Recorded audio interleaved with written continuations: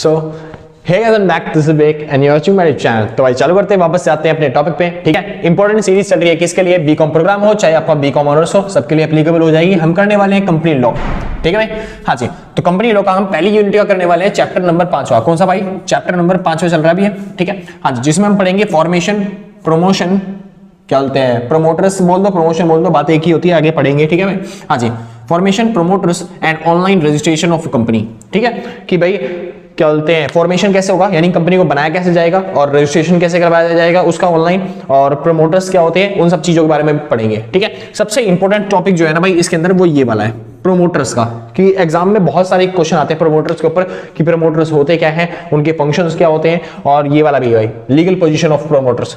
ठीक है, हाँ जी। तो बहुत सारे क्वेश्चन आएंगे आपके इसके ऊपर, प्रोमोटर के ऊपर। तो सबसे मेन फोकस आपको इस पे करना है। सेकंड नंबर पे होगा कि आपका फॉर्मेशन के बारे में पूछेगा या फिर बाकी किसी चीजों के बारे में पूछेगा। ठीक है, हाँ जी। तो चैप्टर चालू करते हैं। सबसे पहले बात आती है भाई फॉर्मेशन ऑफ ए कंपनी, यानी कंपनी को फॉर्मेशन कैसे की जाती है। तो कंपनी की फॉर्मेशन के लिए बस ये 4 स्टेप है। कितने स्टेप? बस ये 4 स्टेप। तो आप 4 स्टेप सीखिए और कंपनी की फॉर्मेशन खत्म। ठीक है, तो फॉर्मेशन ऑफ अ कंपनी कैसे करी जाए वो रहा भाई, फॉर्मेशन ऑफ अ कंपनी सबसे पहला टॉपिक पढ़ने वाले हैं। तो फॉर्मेशन ऑफ अ कंपनी बस 4 स्टेप। पहली चीज प्रमोशन ऑफ कंपनी, कंपनी का क्या करना पड़ेगा? प्रमोशन करना पड़ेगा, यानी कंपनी के बारे में सोचना पड़ेगा, पहले बनाना पड़ेगा कि कंपनी है क्या। ठीक है, उसके बाद इनकॉर्पोरेशन ऑफ ए कंपनी, जो कंपनी हमने सोची है, जैसी हमने सोची है उसका क्या करना पड़ेगा? इनकॉर्पोरेशन करवाना पड़ेगा। किसके पास? आरओसी के पास। ठीक है, रजिस्ट्रार ऑफ कंपनी के पास। उसके बाद फ्लोट क्या बोलते हैं, फ्लोटाइजेशन, क्या बोल रहा हूँ भाई, फ्लोटेशन और राइजिंग ऑफ कैपिटल। तो आपको क्या करनी पड़ेगी?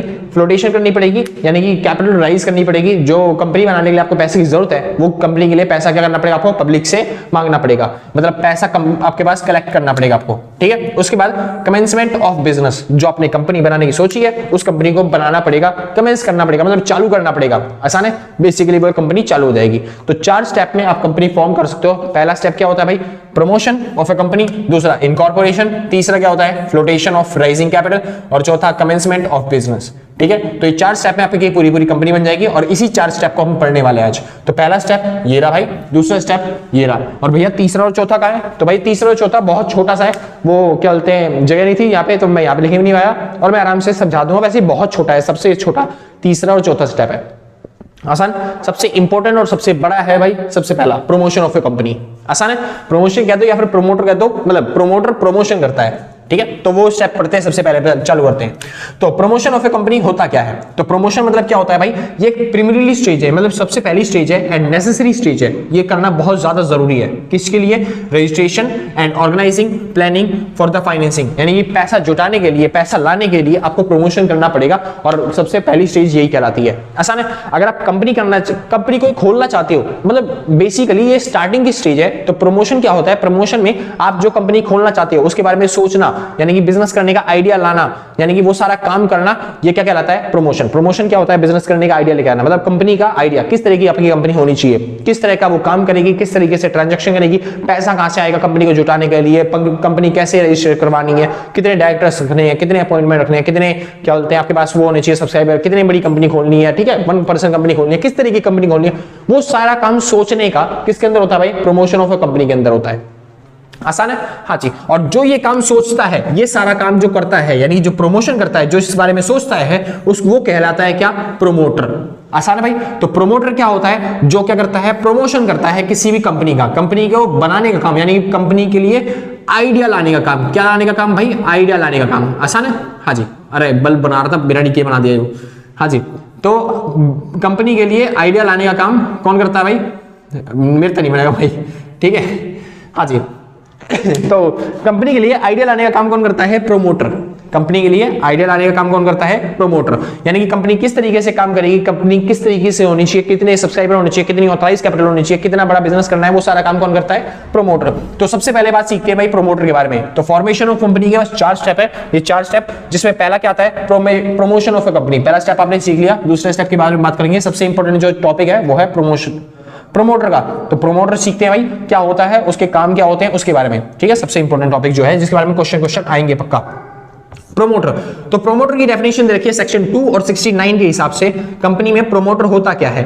प्रमोटर वो इंसान होता है जिसका नाम कहां पे लिखा हुआ हो, प्रोस्पेक्टस में। जो कंपनी प्रोस्पेक्टस इशू करती है कि हमारी कंपनी किस टाइम की है, तो कंपनी है जब भी कंपनी चालू होती है वो प्रोस्पेक्टस इशू करती है कि हमारी कंपनी किस तरह की है, क्या काम करती है, कितनी कैपिटलाइजेशन, मतलब अपनी कंपनी की डिटेल देती है सारी सारी। उसमें जिसका नाम लिखा होता है प्रोमोटर के तौर पे, वही इंसान क्या होता है, प्रोमोटर। हाँ, अगर उस पर नाम नहीं लिखा तो और भी इंसान बन सकते हैं प्रोमोटर। वो कौन होगा, वो फाइल द एनुअल रिटर्न, यानी जिसने एनुअल रिटर्न फाइल करी है, किसके अकॉर्डिंग, सेक्शन 92 के अकॉर्डिंग जिसने एनुअल रिटर्न फाइल करी है उसको क्या बोलेंगे, प्रोमोटर बना देंगे। हैज कंट्रोल, यानी जिसके तीसरा इंसान कौन होगा, प्रोमोटर, जिसके पास क्या है, कंट्रोल है, किसका, बिजनेस का। समझ में आया? तो आप प्रोमोटर अगर बनना चाहते हो तो प्रोमोटर बनने के लिए 3 तरीके हैं। पहला तरीका कौन सा है, आपका नाम होना चाहिए प्रोस्पेक्टस के अंदर। दूसरा, आपने एनुअल रिटर्न जो है वो फाइल किया हो, क्या बोलते हैं, सेक्शन 92 के हिसाब से। और तीसरा तरीका प्रोमोटर बनने का, तीसरा तरीका क्या है प्रोमोटर बनने का, भाई ये रहा, आपको कंट्रोल करना पड़ेगा अपनी कंपनी को। हाँ, वो किसी भी तरीके से हो सकता है, डायरेक्टली हो सकता है, चाहे इनडायरेक्टली हो सकता है, किसी भी तरीके से आप अगर कंट्रोल कर रहे हो अपनी कंपनी को तो आप क्या कहलाओगे, प्रोमोटर। अच्छा, गलत रह गया भाई। हाँ जी, तो आप क्या कहलाओगे, प्रोमोटर कहलाओगे। आसान भाई? हाँ जी, इतना समझ में आ गया भाई? आसान था ना, बहुत अच्छे। शुरू करते हैं। तो प्रोमोटर बनने के लिए बस 3 तरीके हैं, आप किसी भी तरीके से क्या बन सकते हो, प्रोमोटर। अच्छा, प्रोमोटर होता कौन इंसान है, आप पहचानो कैसे कि कौन प्रोमोटर है। तो प्रोमोटर एक शेयर होल्डर भी बन सकता है, प्रोमोटर एक डायरेक्टर भी बन सकता है, और कोई अदर पर्सन भी क्या बन सकता है, प्रोमोटर बन सकता है। तो प्रोमोटर कौन कौन होगा, आप क्या पहचानोगे कैसे किसी कंपनी का प्रोमोटर कौन है, शेयर होल्डर भी, डायरेक्टर भी, और कोई अदर पर्सन भी प्रोमोटर हो सकता है जिसने क्या कर रखा होगा, कंट्रोल कर रखा होगा किसको, कंपनी, इसको मतलब उस कंपनी को। आसान था भाई, कोई दिक्कत नहीं ना। तो प्रोमोटर वो होता है जिसका नाम दे रखा होता है प्रोस्पेक्टस में, या फिर वो कंट्रोल कर रहा होता है, या फिर एनुअल जनरल मीटिंग में क्या मतलब एनुअल रिटर्न में उसका क्या बोलते हैं, वो रिटर्न फाइल करता है। आगे चलते हैं भाई, बात आती है सबसे इंपॉर्टेंट टॉपिक ये वाला भाई, सबसे important topic, functions of promoter. इसको रट्टा मार जाना, मैं कह रहा हूं भाई, फंक्शंस ऑफ प्रोमोटर। प्रोमोटर के फंक्शंस क्या है, प्रोमोटर क्या काम करता है, बताया तो अभी। प्रोमोटर वो है जो बिजनेस को चालू करता है, प्रोमोटर वो है जो कंपनी को चालू करता है, प्रोमोटर वो है जो कंपनी का आइडिया लेके आता है, मतलब सामान जुटाने का काम, सामान लाने का काम, वो सारा काम कौन करता है, प्रोमोटर करता है। पैसे जुटाने का काम सब को प्रोमोटर करता है, मतलब कंपनी ही चालू प्रोमोटर करता है, मालिक कंपनी का प्रोमोटर होता है। आसान है, लेकिन प्रॉफिट कमाने के लिए नहीं, प्रॉफिट किसको मिलता है, शेयर होल्डर को। प्रोमोटर को जो कंपनी चालू करता है, बिजनेस का आइडिया लेके आता है। तो फंक्शन ऑफ प्रोमोटर क्या है, प्रोमोटर क्या काम करता है, वही बताया भाई, डिस्कवरी ऑफ आइडिया। आइडिया की डिस्कवरी करना ही किसका काम है, प्रोमोटर का काम है। जैसे कि नया बिजनेस किस चीज का होगा, एक्सपेंशन करना बिजनेस का, वो भी कौन करेगा, प्रोमोटर करेगा। कैपिटल कितनी लगेगी बिजनेस के अंदर, कैपिटल रिक्वायर्ड कितनी होगी, उसका काम भी किसका होगा, प्रोमोटर का। रिस्क इन्वॉल्वमेंट, अपने जो हम बिजनेस चालू करने वाले हैं उसके अंदर कितना रिस्क लेना पड़ेगा, वो सब भी काम किसको देखना पड़ेगा, प्रोमोटर को देखना पड़ेगा। भाई मैं मानता हूं बहुत सारा टॉपिक है और मैंने बहुत छोटा छोटा लिखा हुआ है, तो आपसे थोड़ी गुजारिश है, तो आप जूम करके देखोगे ना तो आपको सारा दिख जाएगा। आसान है, जूम का फीचर तो है ही है, तो आप थोड़ा सा जूम करके देख लेना, आपको सारा दिख जाएगा। बढ़िया क्वालिटी में देख लेना, 1080p में करके साफ साफ नजर आ जाएगा। ठीक है भाई? हाँ जी। तो प्रमोटर क्या होता है, ऐसा इंसान जो बिजनेस करने का आइडिया लेके आता है। किस तरह का आइडिया, चाहे वो नया बिजनेस खोलना हो, चाहे एक्सपेंशन करना हो, चाहे पैसे की रिक्वायरमेंट की जरूरत को पूरा करना हो, चाहे रिस्क चेक करना हो कि बिजनेस के अंदर कितना रिस्क है, या फिर किस तरीके का क्या बोलते हैं काम करना पड़ेगा। आसान है, वो सारा काम किसका होता है, प्रमोटर का। तो पहला काम क्या होता है, डिस्कवरी ऑफ आइडिया। दूसरा काम क्या करता है प्रमोटर, प्रमोटर काम करता है डिटेल्ड इन्वेस्टिगेशन। हर काम के बारे में ध्यान से चेक करने का काम किसका होता है, प्रमोटर का। यानी कॉस्ट कितने लगेगी, कि हमारी कंपनी के अंदर जो माल बनाएंगे उसमें खर्चा कितना होगा, प्रॉफिटेबिलिटी कितनी होगी, प्रोडक्शन प्रोसेस क्या रहेगी, डिमांड ऑफ प्रोडक्ट यानी कि हमारे प्रोडक्ट की डिमांड कितनी होगी, ये सारा चेक करने का काम किसका है, किसका है, किसका है, प्रोमोटर का। भाई समझ में, डिटेल्ड इन्वेस्टिगेशन कौन करेगा, प्रोमोटर करेगा। आसान है, और ये हेल्प करेगा किसको, क्या बोलते हैं, जो स्पेशलिस्ट होते हैं, जो एक्सपर्ट होते हैं और जो सीए होते हैं उनको।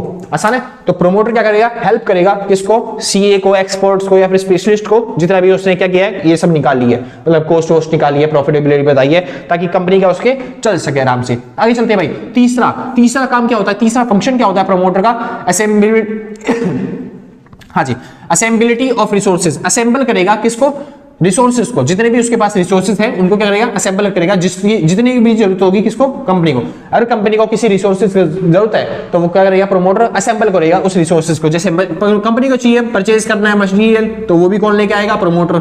जमीन खरीदनी है तब भी प्रोमोटर हेल्प करेगा, मशीनरी खरीदनी है, कोई भी चीज अगर कंपनी को जरूरत है, किसी भी रिसोर्सेज की कंपनी को जरूरत है तो वो कौन असेंबल करके लाएगा। बिल्डिंग खरीदनी है तो फिर वो भी कौन लेगा, प्रोमोटर लेके आएगा। आसान है, कंपनी को जिस भी चीज की जरूरत है वो कौन लेके आएगा, प्रोमोटर। मतलब बिजनेस का मालिक है यार, वो हर काम करेगा। समझ में? हाँ जी, शुरू करते हैं, आगे चलते हैं। बात आती है भाई प्रिपेयरिंग प्रीमियरली डॉक्यूमेंट्स, यानी कंपनी को चालू करने के टाइम पे जितनी भी डॉक्यूमेंट्स की जरूरत होगी वो कौन प्रिपेयर करेगा? वो प्रोमोटर ही प्रिपेयर करेगा। आसान है, जैसे कि MOA, AOA और prospectus. MOA memorandum of association, article of association, आपको पता है, आप बड़े हो चुके हो बेसिकली। अच्छा, आपके नॉलेज के लिए बता दूं, इनके आगे जाके चैप्टर आने वाले जो MOA और AOA है, मेमोरेंडम ऑफ एसोसिएशन और आर्टिकल ऑफ एसोसिएशन, ठीक है, हाँ जी, इनके स्पेसिफिक चैप्टर आने वाले हैं, तो उन चैप्टर में डीपली पढ़ेंगे हम क्या होता है MOA और AOA, ठीक है, हाँ जी। तो ये डॉक्यूमेंट प्रिपेयर करने का काम भी किसका होता है? प्रोमोटर का ही होता है। उसके बाद एंटरिंग इनटू प्रीमियरली कॉन्ट्रैक्ट, यानी जो प्रीमियरली कॉन्ट्रैक्ट है उसके अंदर क्या होगा?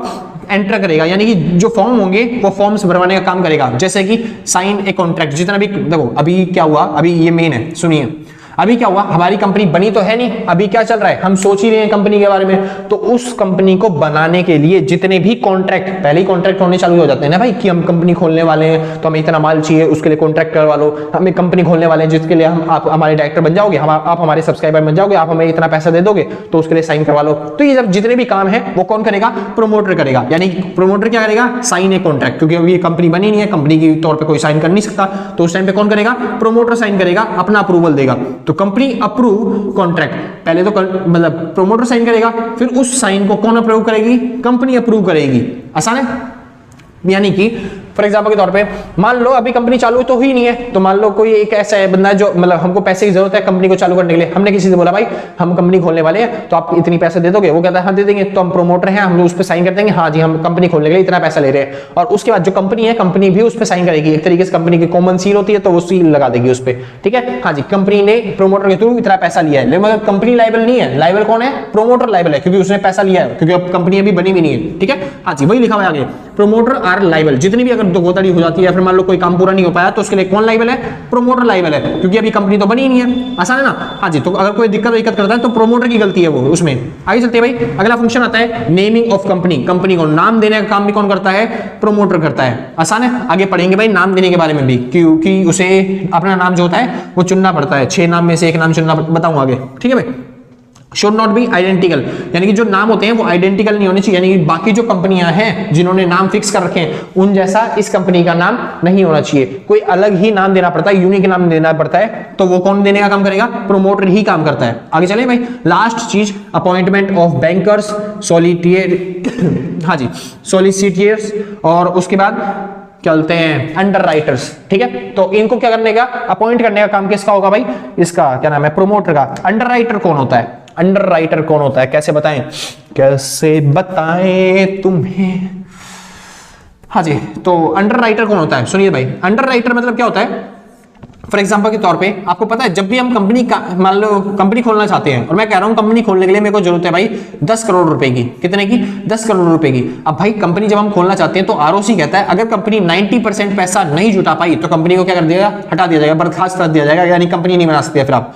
तो कंपनी को कम से कम 9 करोड़ रुपए जुटाने पड़ेंगे ताकि वो कंपनी एग्जिस्ट कर पाए, मतलब कंपनी चालू हो पाए। आसान है, ठीक है। अब कंपनी चालू हो पाए तो प्रोमोटर जुगाड़ करता है कहीं से कि 90% लोग, अब नई नई कंपनी बनी है, कोई तो आएगा ही नहीं, तो कंपनी प्रोमोटर जुगाड़ करता है, किसी बैंक वाले से डील करता है। सर समझिए, सर मैं पब्लिक से पैसा मांगूंगा, ठीक है, वो अलग बात है, लेकिन अगर मान लो पब्लिक ने पैसा नहीं दिया, फिर क्या आप मेरी कंपनी में शेयर होल्डर, मतलब शेयर होल्डर बनने के लिए तैयार है? क्या आप कंपनी में शेयर खरीदना चाहते हैं? यानी कि मान लो वो कहता है, बैंक वाला कहता है नहीं भाई 90% तो शेयर मैं नहीं खरीदूंगा, मान लो मतलब बैंक वाला कहता है 60% चल शेयर खरीद लेता हूं। आसान है, हाँ जी। तो वो जो 60% वो जो श्योरिटी दे रहा है, कि मैं 60% खरीद लेता हूं, इसको बोलते हैं अंडर राइटर। तो अंडर राइटर को बुलाने का काम भी कौन करता है? प्रोमोटर करता है। आसान है। अब वो कहते हैं भैया पब्लिक ने मान लो 40% शेयर खरीद लिए, क्या कर लिए? 40% शेयर खरीद लिए, मतलब कंपनी ने, मतलब पब्लिक ने 4 करोड़ रुपए लगा दिए। सॉरी, थोड़ा सा बढ़ा देते हैं, मान लेते हैं कंपनी ने 5 करोड़, मतलब पब्लिक कंपनी ने इशू किया शेयर्स, ठीक है, कंपनी, और 9 करोड़ मतलब 9 करोड़ रुपए क्या होना चाहिए थे? पैसे आने चाहिए थे, लेकिन लोग कंपनी ने मांगे खाली 5 करोड़ शेयर। तो हमारे क्या बोलते हैं 5 करोड़ शेयर बिके, यानी हमारे पास कितने रुपए आए? 5 करोड़। लेकिन बैंक वाले ने कितने शेयर देने का वादा किया था? अब मैं भूल गया कितने शेयर था। मान लेते हैं बैंक वाले ने वादा किया था कि वो 6 करोड़ रुपए लगाएगा बिजनेस के अंदर। अब 5 करोड़ रुपए पब्लिक से आ चुके हैं, अब ये नहीं कि 6 करोड़ रुपए मैं उससे ले लूंगा, तो कितने लेंगे भैया? 6 करोड़ की नहीं, हमें तो 10 करोड़ की जरूरत थी, तो हम 5 करोड़ एक्स्ट्रा लेंगे। ना ना ना ना ना, अगर मान लो पब्लिक से आ चुके हैं कितने? 4 करोड़ रुपए आ चुके हैं पब्लिक से। पब्लिक ने कितने दे, सॉरी 5 करोड़ रुपए आ चुके हैं पब्लिक से। पब्लिक ने हमें कितने दे दिए, 5 करोड़ रुपए दे दिए। तो हमें कितने की जरूरत रह गई, बस 90% करना है हमें। तो 90% करने के लिए खाली 4 करोड़ रुपए की जरूरत रह गई ना। हाँ जी, तो वो जो 4 मतलब वो जो है बैंक वाला, उसने वादा बेसिक से कितना किया हो, 6 करोड़ रुपए देने का, लेकिन वो कितने रुपए देगा, बस खाली 4 करोड़, ताकि आपका 90% जो शेयर है वो उसका पैसा क्या हो जाए, कंप्लीट हो जाए, आपकी कंपनी इशू हो सके, मतलब क्या बोलते हैं, कंपनी इनकॉर्पोरेट हो सके। आसान है। हाँ जी, तो ये जो पैसा देता है, ये जो श्योरिटी प्रोवाइड करता है, इसे क्या बोलते हैं, अंडर राइटर। तो अंडर राइटर का को भी लाने का काम कौन करता है, प्रमोटर। बैंकर को लाने का काम कौन करता है, प्रमोटर। अच्छा ये हाँ जी, क्या ये सॉलिसिटियर, क्या नाम है, मैं भूल गया भाई, प्रोनाउंस नहीं कर पा रहा, आप देख लेना क्या नाम है, ठीक है। हाँ जी, सॉलिसिटियर्स, ठीक है, जो भी है, ये क्या करते हैं, ये भाई आपको वो प्रोवाइड करते हैं, क्या नाम है,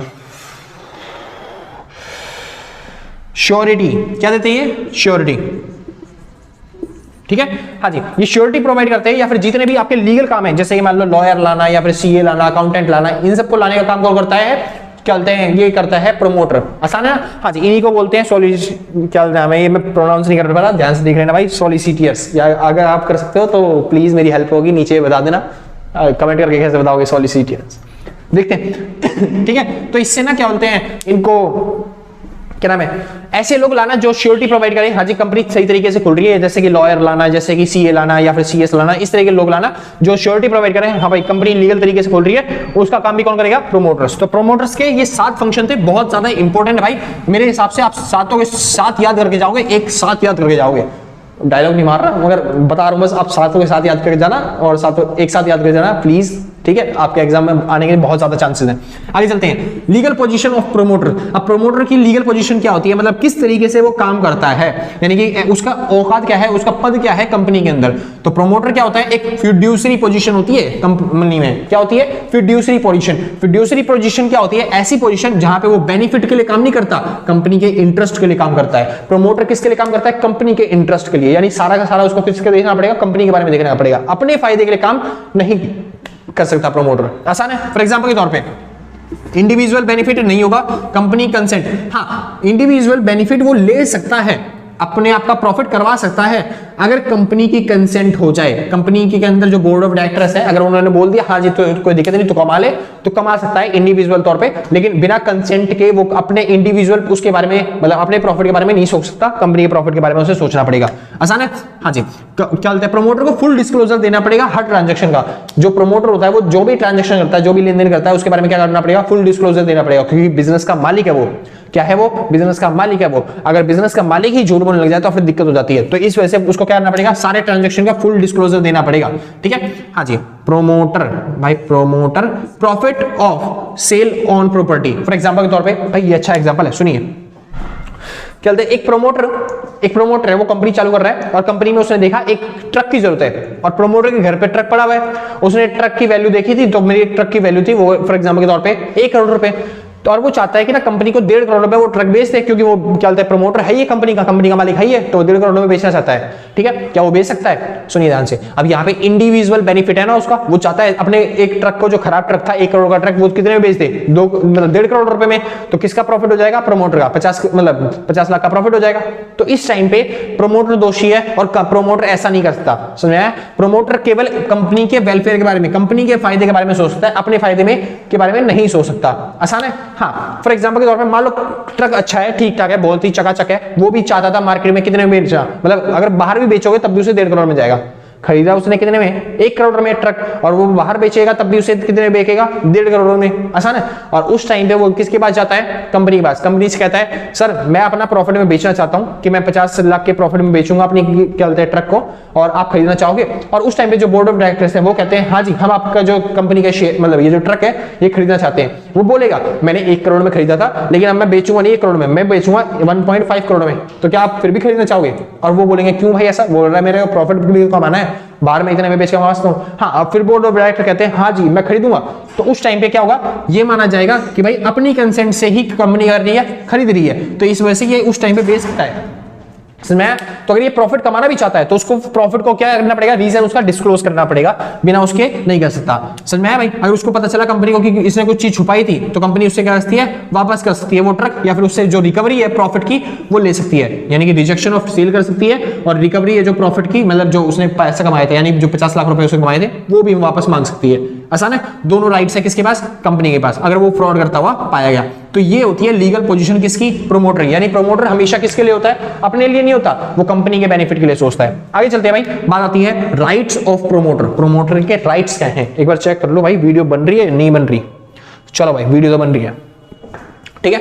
हाँ जी, बात आती है प्रोमोटर के राइट्स क्या हैं। तो ऐसे क्या राइट्स हैं, यानी ताकत क्या है प्रोमोटर्स के पास, उसकी बात करते हैं। पहली चीज, right to receive preliminary expenses, यानी अगर कोई कंपनी को चालू करते समय या फिर कंपनी के लिए हिसाब से वो कोई भी खर्चे करता है, कंपनी के उसे मतलब कंपनी के प्रॉफिट मोटिव के लिए अगर वो कोई भी खर्चे करता है तो वो खर्चे मांगने का राइट किसके पास है, प्रोमोटर के पास। तो प्रोमोटर राइट पूरी तरीके से मांग सकता है, सर मैंने आपके लिए खर्चा किया था तो कंपनी की तरफ से मेरे को इतने पैसे मिलने चाहिए। आसान है? हाँ जी। राइट टू रिकवर क्या बोलते हैं, पार्शियल अमाउंट फ्रॉम को प्रोमोटर, यानी कि मतलब क्या है इसका, जो क्या बोलते हैं, अगर मान लो कंपनी की तरफ से आपने कोई खर्चा कर दिया है, कोई प्रोमोटर ने कंपनी की तरफ से कोई खर्चा कर दिया है, ठीक है, कंपनी उसे क्या बोलते हैं वो पेमेंट कर देगी, लेकिन कंपनी में एक्चुअली इंसान पेमेंट करेगा, प्रोमोटर खाली एक ही इंसान थोड़ी ना होता, और भी इंसान हो सकते हैं। हाँ जी, तो जो भी खर्चा हुआ है वो जो बाकी के वो है ना को प्रोमोटर है, यानी कि जो बाकी के प्रोमोटर है वो उसको पे करेंगे, यानी कि उसको पे कर देंगे जितना भी उसका खर्चा होगा। फॉर एग्जांपल, एक कंपनी का प्रोमोटर है जो बाहर 10 रुपए का खर्चा कर जाता है, ठीक है, एक कंपनी का प्रोमोटर बाहर कितने रुपए का खर्चा करके आता है, 10, और यहाँ पे कंपनी के अंदर 5 प्रोमोटर हैं, तो ये जो 5 प्रोमोटर है ना भाई, मतलब ये 4 और ये दोनों सबके सब मिलकर 2-2 रुपए का खर्चा जो होंगे, एक्सपेंस जो होंगे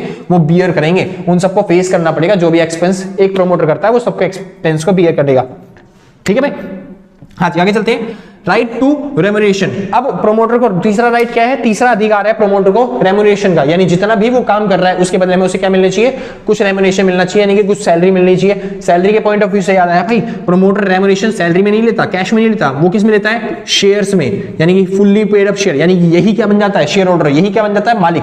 तो शेयर्स में, डिबेंचर्स में, आगे लिख रखा था मैंने, ये फुल्ली और पार्शियली पेड अप शेयर्स में, डिबेंचर्स में, या फिर क्या बोलते हैं और भी किसी फॉर्म में ले सकता है भाई, जो भी उसको तरीका अच्छा लगता है, किसी भी तरीके से लोन के तौर पे भी ले सकता है। तो भाई प्रोमोटर क्या बन सकता है, रेम्यूनरेशन ले सकता है फुल्ली और partially paid up share capital में या फिर डिबेंचर्स के उसमें।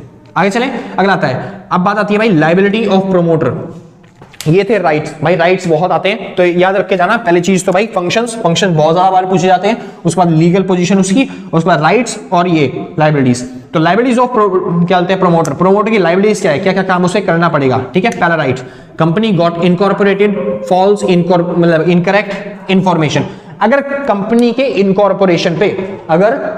इनकॉर्पोरेशन पे किसी प्रोमोटर ने गलत इंफॉर्मेशन प्रोवाइड करी है, समझ में, अगर किसी ने गलत मतलब प्रमोशन कंपनी के इनकॉर्पोरेशन पे किसी प्रोमोटर ने अगर गलत इंफॉर्मेशन प्रोवाइड करी है तो सारे के सारे जितने भी प्रोमोटर हैं उनको सजा दी जाएगी। समझ में आया भाई? हाँ जी, सेक्शन 447 कहता है आपको सारे के सारे क्या बोलते हैं सजा मिलेगी, अगर क्या बोलते हैं अगर आप क्या कर रहे हो, गलत वो इंफॉर्मेशन प्रोवाइड कर रहे हो कंपनी के इनकॉर्पोरेशन पे, कंपनी के बनने पे, ठीक है। तो आपकी लायबिलिटी क्या बनती है, आपको चेक करना है कि सारी की सारी इंफॉर्मेशन क्या होनी चाहिए, सही होनी चाहिए। अगला भाई कंपनी की मतलब प्रोमोटर की लायबिलिटी क्या है, द पर्सन बियरिंग लॉस या डैमेज बाय मिसलीडिंग इंफॉर्मेशन, यानी कि अगर किसी ने क्या बोलते हैं मिसलीडिंग इंफॉर्मेशन दी है, कोई गलत इंफॉर्मेशन दी है किसी भी प्रोमोटर ने, और उसकी वजह से कंपनी को लॉस हुआ है या फिर कंपनी को डैमेज हुआ है, वो डैमेज या फिर वो लॉस भी किसको झेलना पड़ेगा, सारे के सारे प्रोमोटर्स को झेलना पड़ेगा। समझ में आया? हाँ जी। तो अगर कोई प्रोमोटर गलत क्या बोलते हैं वो ले रहा है, इंफॉर्मेशन दे रहा है कंपनी के बारे में, तो फिर वो तो झेलेंगे कंपनी को क्या बोलते हैं जितना भी लॉस हो रहा है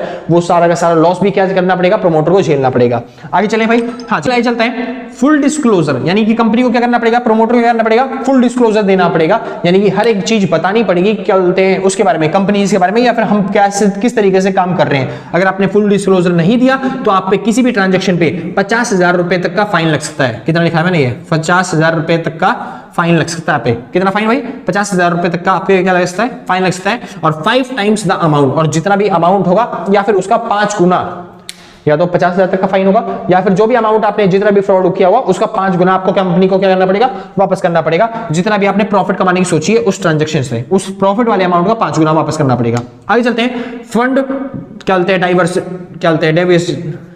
हैं, डाइवर्टेड कई बार ना भाई बोलते बोलते दिमाग में वर्ड नहीं आता, ठीक है क्या बोल रहा हूं। तो फंड डाइवर्टेड, तो फंड डाइवर्टेड के केस में यानी कि अगर आपने ऐसा किया है कि कंपनी के पैसों का यूज किया है अपना प्रॉफिट कमाने के लिए, अगर आपने क्या किया, कंपनी के पैसों का यूज किया है क्या करने के लिए, अपना प्रॉफिट कमाने के लिए, यानी फंड अपने डाइवर्ट करने की कोशिश करी है, तो उस टाइम पे क्या होगा भाई, आपको 6 साल तक की जेल हो सकती है या फिर 50,000 रुपए का फाइन। आगे चलते हैं, कॉर्पोरेशन, हाँ जी, कॉर्पोरेशन विद इंस्पेक्टर, यानी अगर आपने जो इंस्पेक्टर आता है या फिर आरओसी की तरफ से मतलब आरओसी की तरफ से जो भी इंस्पेक्टर आता है उसकी चेकिंग में अगर आपने कॉर्पोरेट नहीं किया है, मतलब कॉर्पोरेट कह रहा हूं, कॉर्पोरेट नहीं किया है, तो उस टाइम पे भी आपको क्या हो सकती है भाई, 6 महीने की जेल और 50,000 रुपए तक का फाइन। तो ये क्या होती है, लायबिलिटीज होती है या फिर पेनल्टीज होती हैं जो किस पे लगाई जाती हैं, प्रोमोटर्स पे लगाई जाती हैं। आसान था भाई, हाँ जी, यहां पे खत्म होता है पूरा प्रोमोटर्स के बारे में। अब चलते हैं वापस से फॉर्मेशन ऑफ ए कंपनी पे। तो फॉर्मेशन ऑफ ए कंपनी के कितने स्टेप है भाई, 4 स्टेप है। पहला प्रमोशन ऑफ ए कंपनी, यानी प्रमोशन करना,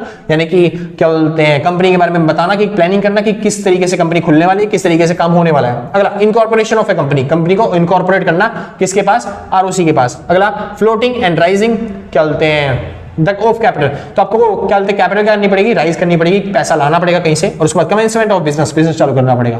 पहला स्टेप हमने कर लिया, आते हैं दूसरे स्टेप पे जिसका नाम क्या है, कॉर्पोरेशन ऑफ कंपनी। अब हम कंपनी को कॉर्पोरेट करने जा रहे हैं, यानी कंपनी खोलने जा रहे हैं, तो ध्यान से सुनना कंपनी कैसे खुलती है, ठीक है। तो हमने सारी चीज सोच ली, कंपनी कौन कौन सी बनने वाली है, पब्लिक कंपनी है, प्राइवेट कंपनी है, सब चीज सोच लिया हमने। अब उसके बाद कंपनी क्या होनी चाहिए, पहले शुरू करने से पहले पर्पस क्या होना चाहिए कंपनी का, लॉफुल होना चाहिए, तभी आप खोल सकते हो। अगर इलीगल कंपनी खोल रहे हो तो फिर भाई नहीं खोल पाओगे, ठीक है। हाँ जी, तो स्टेप बिफोर, कंपनी खोलने से पहले, रजिस्ट्रेशन करवाने से पहले कौन कौन से स्टेप आपको मैंडेटरी है जो करने पड़ेंगे वो चालू करता हूं। पहले आपको डीन लाना पड़ेगा, क्या लाना पड़ेगा, डीन, डायरेक्टर्स आइडेंटिफिकेशन नंबर, जितने भी आपके डायरेक्टर्स होंगे उनको, उनके पास आइडेंटिफिकेशन नंबर होगा, उनसे क्या लाना पड़ेगा आपको, वो नंबर लाना पड़ेगा, वो पिन लाना पड़ेगा, डिन लाना पड़ेगा, आसान है। उसके बाद डिजिटल सिग्नेचर, आपको डिजिटल सिग्नेचर लाना पड़ेगा, मतलब कंपनी का डिजिटल सिग्नेचर बनवाना पड़ेगा, ठीक है भाई।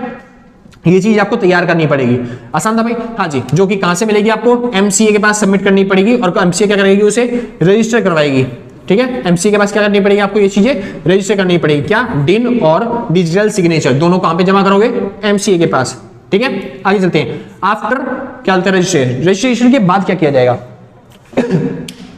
रजिस्ट्रेशन की बात, यानी ये क्या बोलते हैं, रजिस्ट्रेशन प्रोसेस बता रहा हूं बेसिकली। आपने जब रजिस्ट्रेशन करवाने जा रहे हो उस टाइम पे क्या होगा, तो अवेलेबिलिटी, जब जैसे आपने दिन और ये जो सिग्नेचर था ये आपने कलेक्ट कर लिए, आपने जब कंपनी बनाने जा रहे हो तो आपने दिन और सिग्नेचर क्या कर लिए, कलेक्ट कर लिए। इसके बाद आप क्या करोगे, आप जाओगे रजिस्ट्रार के पास, मतलब रजिस्ट्रेशन करवाने के लिए कहां पे जाओगे, आरओसी के पास, रजिस्ट्रार ऑफ कंपनी के पास, ठीक है। और उनसे कहोगे अवेलेबिलिटी ऑफ नेम्स, यानी कि उनसे बोलोगे मैं अपनी कंपनी खोलना चाहता हूं, और वहां पे चेक करोगे अवेलेबिलिटी ऑफ नेम्स, यानी कि जो आप कंपनी खोलना चाहते हो उसमें वो नाम है, मतलब नाम है या नहीं है, ठीक है।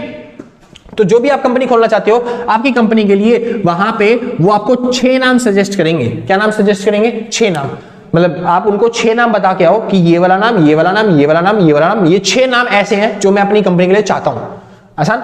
हाँ जी, फिर रजिस्ट्रार ऑफ कंपनी देखेगी क्या इनमें से कोई सा नाम उनके पास अवेलेबल है।